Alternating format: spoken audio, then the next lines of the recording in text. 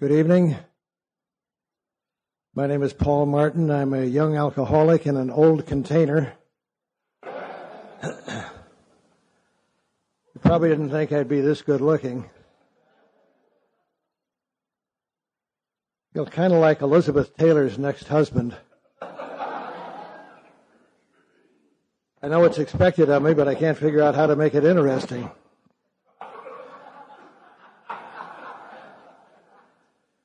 Judy and I are happy to be here. It was a great meal. Judy and I met in a travel agency. She was looking for the last resort. I think that at my age, I was 83 about a week ago. My sobriety date is August 15th, 1947. You probably think I sobered up when I was 2 or 3 years old. It's not quite true. For years I was worried about dying young, and now it's too late. I think, like the Rolling Stones, I might be on my final tour.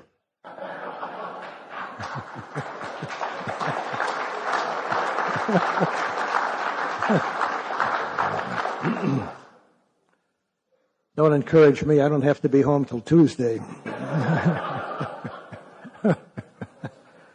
I've been sober a long time. The good news is that if you work the steps, you can stay sober. Bad news is this is how you look. 1951 in the spring, I went to an open meeting at the Medina Temple. Bill Wilson was speaking. And Bill said, suppose that all of us had not found AA until 10 years after we did. And then he paused, and you couldn't hear a sound as all of us thought of what 10 more years of that life would have been. I've been sober longer by far than twice as long as I'd lived when I came to AA. I was 25. But I'm part of AA still because I have an obligation to pass on to you and other people, to those folks who didn't show up yet, what changed my life. Because when I walked into that first meeting in August of 1947, I had no choice on whether or not I drank. And I walked out, and suddenly I had a choice, and I have retained that choice. And I did nothing except experience the grace of God. A bunch of people I'd never seen before in my life said, how can we help? And you've helped me every day since. Everything is connected to everything else. Years ago, I did a lot of different things to make a living. Eventually, I became a writer. And by the time I found out I was no good, I was making a living, so it was too late to quit. But some years, I've traveled a lot in Latin America, and I spent probably a year and a half, 2 years in South America, Central America, Mexico. Some years ago, I was doing a story about the Galapagos Islands for several magazines. The Galapagos Islands are off the coast of Ecuador. That's where Darwin got the idea for the theory of evolution with the giant tortoises, which get to be 500 and 600 pounds. And I learned that during mating season, the male tortoises get so excited, they try to mate with large rocks. It's pretty much like your average AA picnic.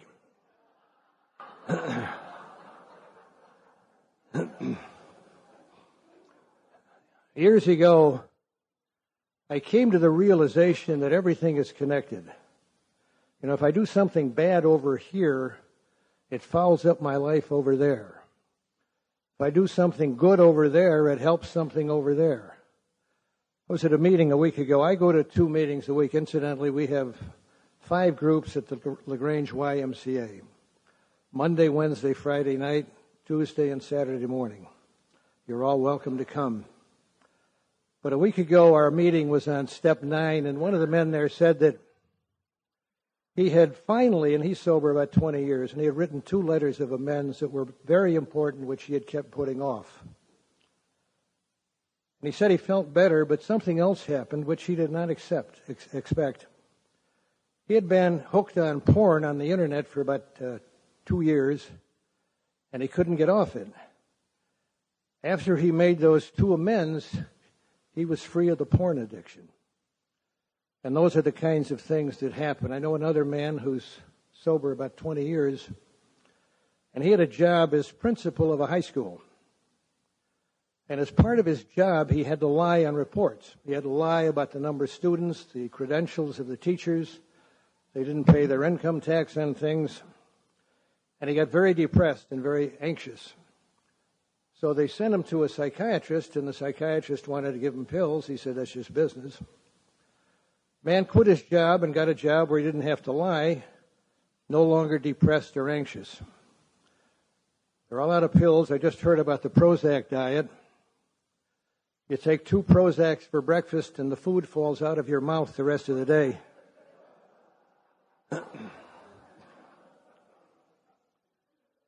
When I was sober less than a year in the spring of 1948, I heard Paul Stanley speak on the west side of Chicago. He was the number 5 AA in Akron. And he said over and over and over in his talk, AA is of itself sufficient.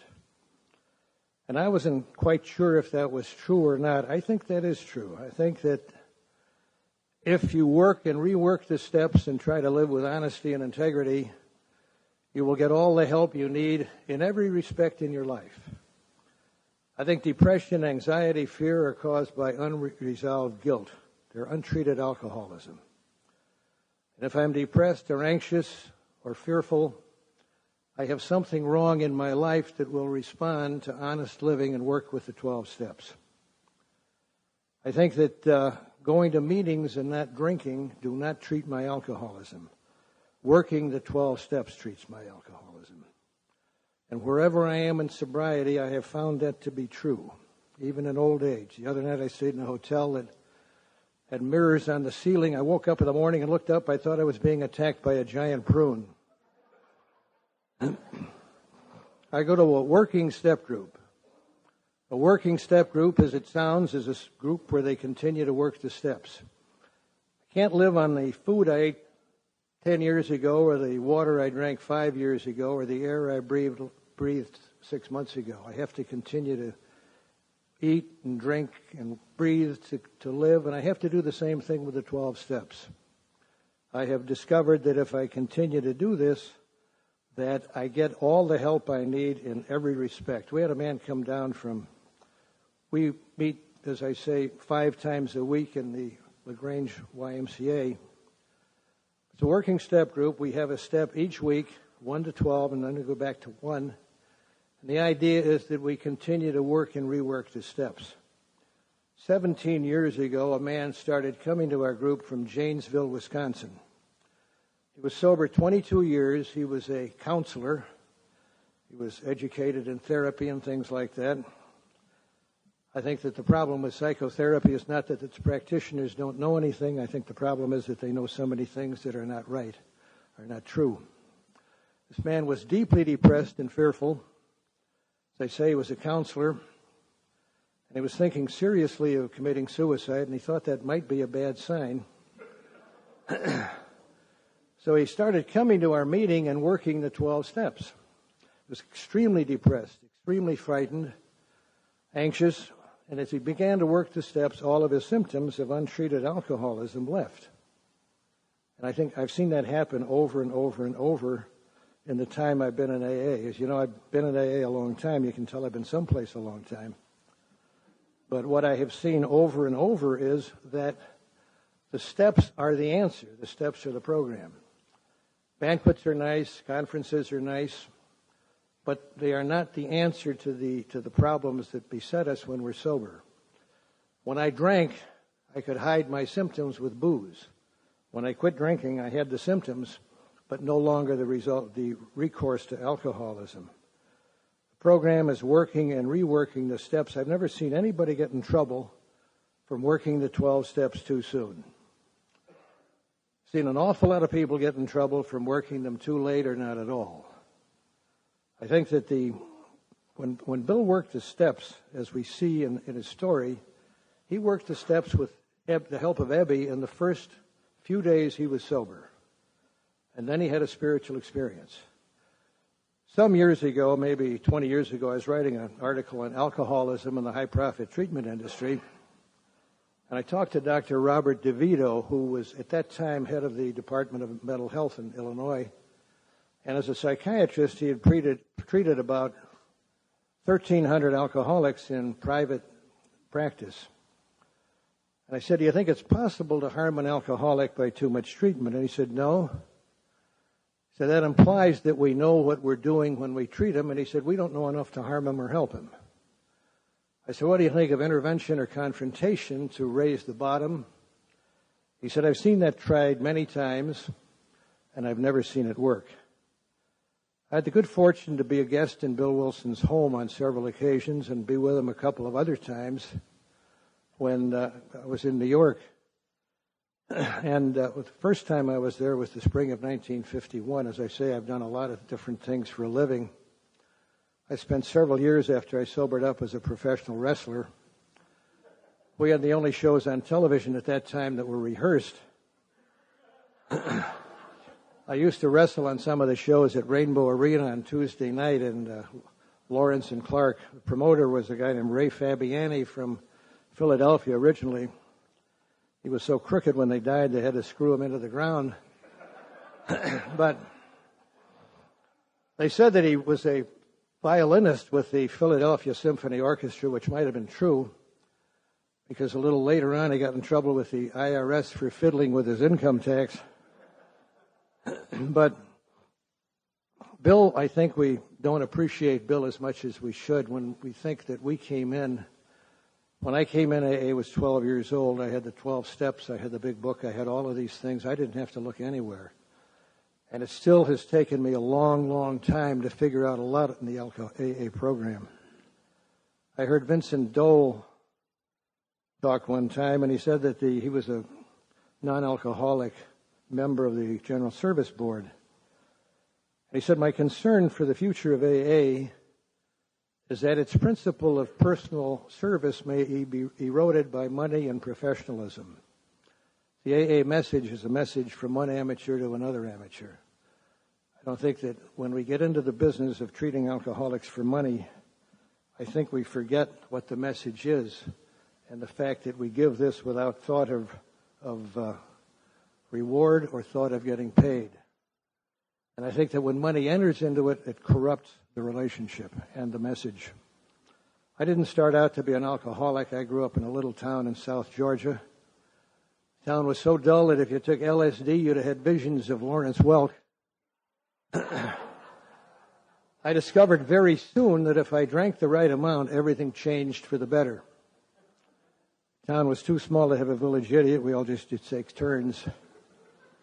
But I found very quickly that alcohol was the answer to the problems that I had within me. I know this is hard to believe, but I was once very shy and withdrawn. And when I drank, I don't know when I became an alcoholic. I know that when I was 7 or 8, if there was alcohol, if there was beer or wine around the house and nobody was looking, I would snap up a gulp or two. When I was 14, I got drunk the first time. And suddenly everything was different. I was free in a way that I was never free sober. It patched up the holes within me. And I drank my way through high school. My favorite subjects were sports. I was a reasonably good athlete, and my favorite sport was boxing. I had a bad handicap because I couldn't whip anybody. I got my nose broken in 3 places, Georgia, Illinois, and California. But I came back up to Oak Park in 1941 when I was 19. I started another college. I went to a number of colleges. I would have made Phi Beta Kappa if it hadn't been for my grades. But I started another college. World War II had come along. I was boxing for a club on the west side of Chicago. And I decided to be a naval aviator. I had this act. I never knew who I was. And if you don't know who you are, you've got to invent somebody. So I invented the drinker and the lover and the sophisticated. Now I was going to be a pilot. I flew seaplanes in World War II that were catapulted off cruisers and battleships. You went from 0 to 60 miles an hour in the space of about 40 feet. It wouldn't cure a hangover, but it really took your mind off of it for a little while. I used to get up in the morning and take my gagging exercises and then shuffle down to the flight line. As I've said many times, I destroyed 2 aircraft in World War II. Unfortunately, they both belonged to the United States Navy. A friend of mine said if I'd gotten 3 more, I would have been a Japanese ace.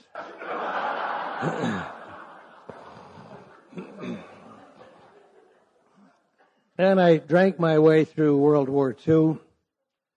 The end of it, I was at the Norfolk Naval Air Station, and we hear about alcoholics being sensitive people. You also hear that they're smart people. They're smarter than other people. I don't know where that came from. It was certainly never invented by anybody in Al-Anon.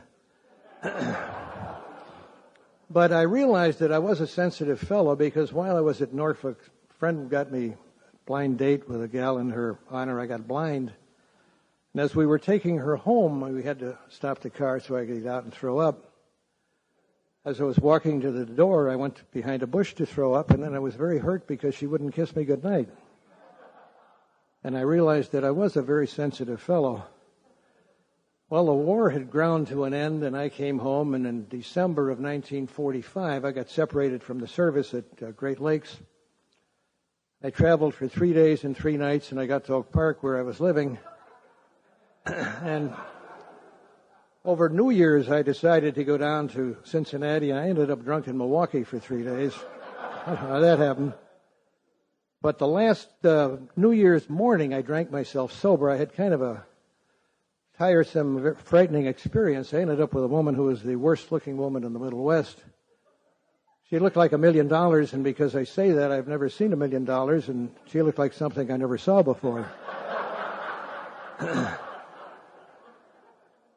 I knew she was getting old because the hair under her arms was turning gray. So I decided that I was going to do a little boxing, and I tried to get in as good shape as possible, and I stayed sober for about 5 months, and then a friend of mine and I got drunk, and I took him home to St. Charles in a snowstorm, and I got bitten by a dog. I was lost on coming back on 64.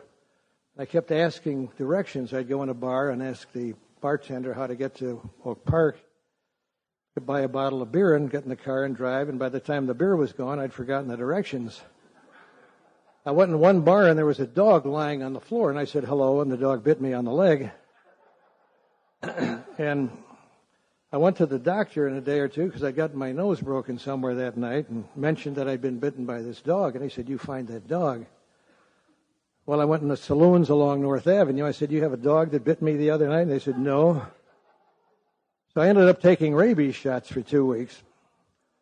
Just to be on the safe side, I made a list of people to bite in case they didn't work. And I continued making a variety of experiments. I started to read the books that will show you how to quit drinking. I read one by Rabbi Liebman called Peace of Mind. It was very popular at that time. And then I found out that he committed suicide, and I thought that's more change than I need. I read a book by a lady named Dorothea Brandy. She said, "Act as if it's impossible to fail." Did you ever try that with the dry heaves? And I read Lincoln Fink. I read one guy who said that you're an alcoholic because you have too much pressure on your brain. So I knew there was a lot of pressure on my brain because it was forcing all the hair out of my scalp. And I wrote him to see if there's anybody around Chicago. They said, "You make a spinal tap and you're no longer an alcoholic." So I wrote him to see if anybody could tap my spine. He said no. So I bought another book. And, I think those books are great. We still have them out, all the self-help books. I think they're great unless you really need help. And if you really need help, you better go to AA if you're an alcoholic or an Al-Anon, because I find that the answers are in the 12 steps. I'm sure we're all familiar with the promises, and the promises do come true when we work the first 9 steps, and we get everything we want. I had a lot of trouble understanding that I really frequently don't know what's good for me. But I started trying to stay sober on my own, and I ran all over Chicago trying to stay sober because I couldn't stand things when I wasn't drinking, and I couldn't stand things when I drank. tried to use my willpower. It was kind of like the lady that cussed her husband out because she said, "You don't have any willpower. You're disgusting." She said, look at Goldberg. Goldberg smoked 3 packs a day for 25 years. He hasn't smoked for 5 years. He said, "I quit. That's willpower." She said, Ginsburg was drunk every day of his life for 30 years. 6 years ago, he said, "I quit," and he hasn't had a drink since. She said, "That's willpower." He said, "I'll show you willpower." He said, "From now on, I'm going to sleep in the guest bedroom forever." 6 months later, he was awakened by his wife shaking the bed. He said, "What do you want?" She said, "Goldberg is smoking."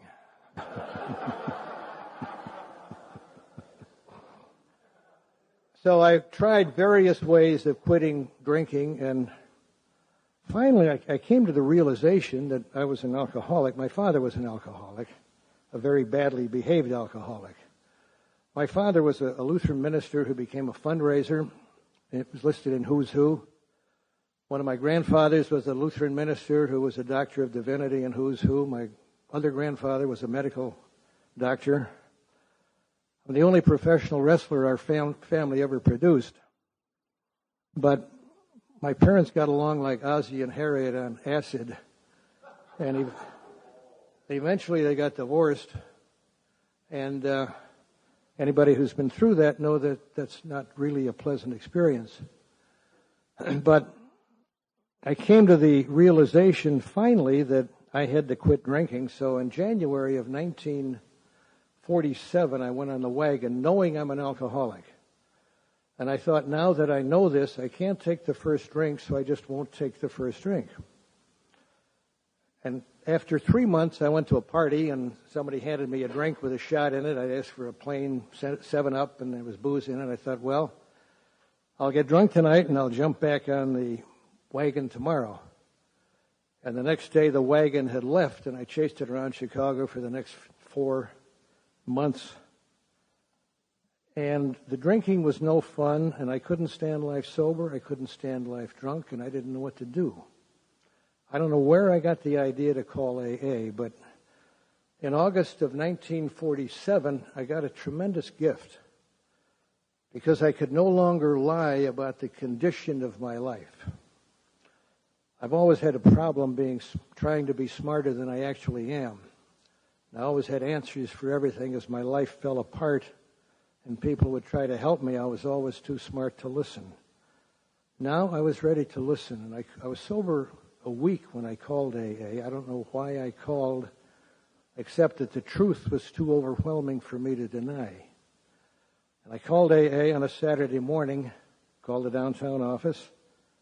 I don't know where I got the idea, but I talked to a lady and talked to a man that afternoon who was sober, I think, about 6 or 8 years. And at that time, nobody was sober more than 12 years.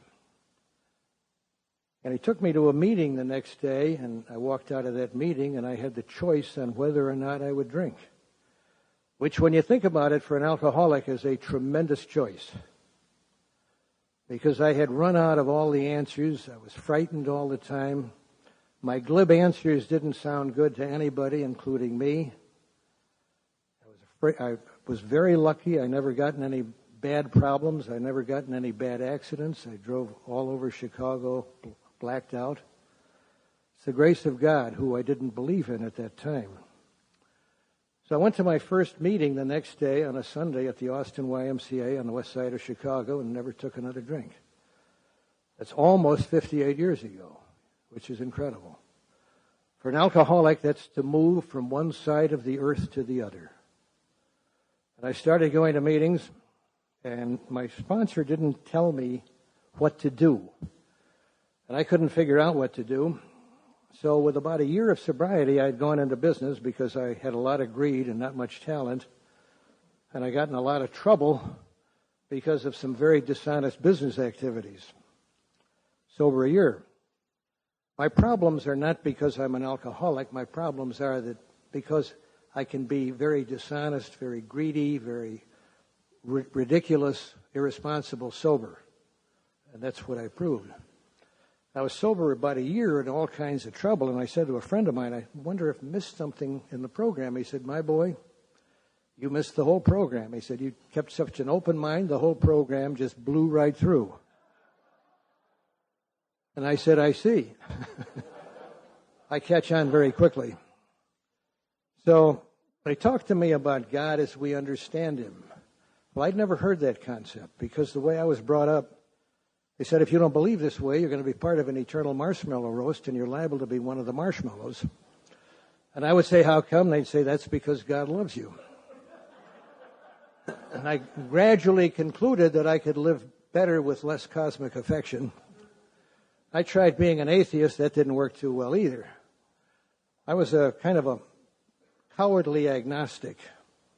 When I had money and I felt good, then I didn't believe in God. But when I got in trouble, I always believed in God. I cracked up a plane one night, night flying, and I flew single-engine seaplanes, as I mentioned, and I landed it about like this, night flying, and looked at it. They pulled it out the next day. I looked at the cockpit. It was wrapped over the left rudder pedal, so I should have gotten trapped in it when it turned over, but some people got me. But when I was hanging on to the side of that aircraft, hoping somebody would find me, you never heard such fervent prayers in your whole mind. But the idea of God as we understand him, step 2, came to believe that a power greater than ourselves could restore us to sanity. Well, I thought I was only crazy when I was drinking. I was crazy all the time. I mean, I really was. I was crazy when I took the first drink. I am crazy when I live in a way that cuts me off from the grace of God, which you do through dishonest and irresponsible living. I think that truth equals sanity. I think that sanity, being restored to sanity, means that I attempt to live by the truth. Don't lie, cheat, or steal. I've done a lot of that sober, I'm sorry to say. I try not to do it anymore. Step 3, I thought I had taken the third step when I first came in, and it turned out that I continue to do that over and over. I think we're all familiar with the third step prayer on page 63. I try to do that every day. When I work with somebody, I sponsor somebody in AA, we do the third step together. We get right into the fourth step, the fifth step, and the amends. We don't wait. Because if you wait, you can get lost. I think that hurry and overwork are sins. Gandhi said that knowledge is only useful when we use it to experience a change within ourselves. I think whatever I read or know about the steps is useless unless I use them to change so that I can understand something that's not possible for me to understand otherwise. So I try to do the third step every day. And I think it's important as part of that to try to be honest and open with people, to say what I do, to be open and do what I say. If I make an agreement with somebody, then I deliver on it. I took my fourth step when I was sober a year. And I did it when I was in all kinds of trouble for my business dishonesty. And I wrote as honest an inventory as I could. And I met a stranger. I had always considered myself a very honest person. I was a liar, a cheat, a thief, all in kind of a minor league way because I never had the courage to be a big one, really good at that stuff. But I never knew that till I saw it, and I continued to do fourth and fifth steps. When I heard in the group that I grew up in that you did 1 4th and 5th step, and then you did 10, 11, and 12 the rest of your life. And I came to the realization later on when I was sober, everybody know the truth. If you don't hide anything, then whatever anybody knows about you is fine. And I discovered as I continued to do this was that a lot of people in AA sober a long time who were depressed or who couldn't stay sober had never done a good 4th and 5th step or had not continued to do that. A man that I knew years ago, who's now dead, bounced around for 2.5 years drunk. And finally he did a 4th step and 3 5th steps in a couple of weeks. And he had high blood pressure, and he used to go to the doctor every 3 months to be monitored. He took his 3 5th steps, went to the doctor, and the doctor discovered that his blood pressure was normal. Never was high again. Another friend of mine who had a lot of trouble with sexual fantasies, no matter what he did with the steps and meetings, he was obsessed with these sexual fantasies. And he was very dishonest in that he would do what he called harmless BSing. He lied all the time about stories and things that happened to him that never happened to him. And he was always fiscally irresponsible. He was always buying things on credit that he couldn't pay for. He never paid off a car. He always refinanced and so forth. And he talked to Hobart Maurer, this guy from Illinois, and Maurer said, those are your problems. When he talked to him, he said, I think I have a guilt complex. And Maurer said, no, you SOB, you don't have a guilt complex. You're guilty. So he told him to start living within his income and start the harmless BSing. And you know what happened? The fantasies went away. Who could ever guess that they were connected? But they are connected. I think that the fifth step is tremendously important, and I have done a lot of them, and I continue to do a lot of them. We've got a guy coming in from Seattle on Wednesday of next week, who's sober 22 years. He's in lousy shape, and he will be there for about 4 days, and in the process, he will do a number of fifth steps with people in the group. When somebody comes to us to do a fifth step, we take our fifth step thoroughly at the same time. We swap them. We don't play therapist or spiritual guide. We also believe that men should take fifth steps with men and women take fifth steps with women. We find that working on that basis, there is less tendency to generate new material that requires additional fourth and fifth steps. A man I've known for many years, when he was sober, about a year, wanted to drink. And he didn't want to drink, but he was afraid that he was going to, and he had not taken a fourth and fifth step. After much urging, he did. And he woke up the next day, and the desire to drink was gone. Later on, this same man had a problem with a lady down the street who was describing all kinds of wonderful things that she would do for him. And he didn't think his wife would like that. But again, he was obsessed with this fantasy with this lady. And he had been told for a long time to make an amends to his father, who had treated him very badly. And he finally, reluctantly, made the amends to his father, and that whole problem with the fantasy with the lady next door or down the street went away. It is all connected. I think it's important that the steps I've seen make the biggest changes in people are 4 and 5 and 8 and 9. And again, I think that if we do that, we find that there is just a huge difference in our lives. When I was sober about, let me see, it would have been 1968, so I was sober 21 years. I had a lot of problems with people because I spent some years working on construction up in northern Greenland. 1951, 2, 3, and 4, I worked in Thule, Greenland, which is 850 miles from the North Pole. I went up there as a laborer. When I was drinking, a lot of people told me I was a smart young man, and if I sobered up, I'd go far. I was 850 miles from the pole, which was a lot farther than I had planned to go. Worked on construction in Iceland in 1955, Point Barrow, Alaska in 56 and 7. Most of the time, my AA came out of the big book. We had an AA up in Point Barrow, Alaska, named Nick, whose father was Jewish and his mother was Eskimo, and he said he was AA's only Jewskimo, which I suspect was true. But 1968, sober 21 years, I had a lot of problems with a lot of people. I had come back to the area in 1959, gone to work for a trade association, doing publicity work and so forth, a background I'd never had. I don't know why this guy hired me. But while I was gone, they had a lot of things going on that had not been going on when I left. They had conferences and banquets and delegates to New York. I saw that there was a clique that ran this, and I got my own clique. I started running everything I could find in Chicago. Problem arose because a lot of people didn't understand God's will when I explained it to them. And I had a lot of difficulty with a lot of people, all caused by me sober. And I was at a meeting one night, and I was talking to a guy there and mentioned my problem. And he's sober 3 or 4 years. I was his sponsor. He'd done a lot of work with him, with the steps. And so I said, what do you think I ought to do? And he said, well, I think you ought to make out a new 8th step, rather than go around and make amends to those people, which I thought was kind of strange advice to give to one of AA's leaders. I did that, and I made amends to those 10 people.